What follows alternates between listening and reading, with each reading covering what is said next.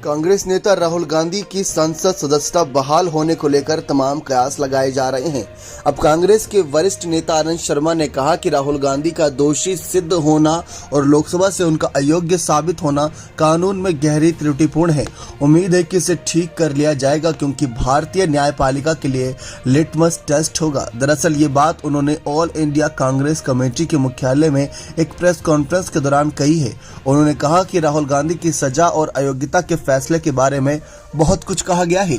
यह कानून और संविधान में भी गंभीर रूप से त्रुटिपूर्ण है। उन्होंने आगे कहा कि अगर यही मानदंड लागू होता तो शायद भारतीय संसद खाली हो जाती, क्योंकि आप देख ही सकते हैं आए दिन कोई ना कोई बयान देता रहता है।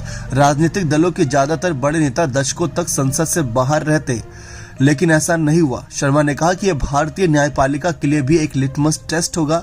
मुझे कानून और संविधान की समझ है। मुझे कोई संदेह नहीं कि जो गलत है उसे ठीक किया जाएगा। कानून में एक त्रुटिपूर्ण निर्णय को उल्टा दिया जाएगा। सरकारी आवास पर अपने कब्जे के बारे में पूछे जाने पर उन्होंने कहा कि राहुल ने किसी भी नियम का उल्लंघन नहीं किया है और वे संसद द्वारा निर्धारित नियमों के अनुसार आवास में रहने के किराए भी दे रहे हैं।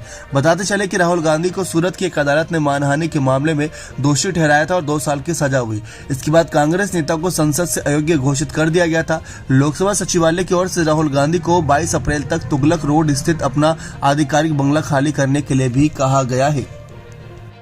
जो बात आनंद शर्मा ने कही वही बात गुलाम नबी आजाद ने भी कही थी कि ऐसे बयान आए दिन राजनेता देते रहते हैं तो किन किन पर कार्रवाई होगी और ऐसे में तो पूरी संसद ही खाली हो जाएगी।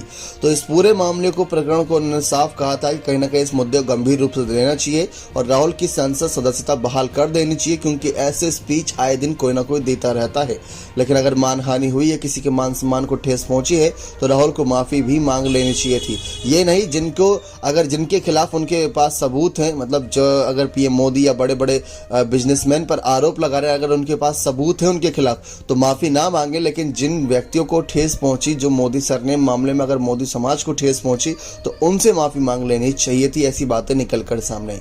आपकी क्या राय इस मामले पर? क्या राहुल को उनके सांसद सदस्यता वापस दे देनी चाहिए? तो अपनी राय कॉमेंट सेक्शन में जरूर रखिएगा। बहुत बहुत धन्यवाद।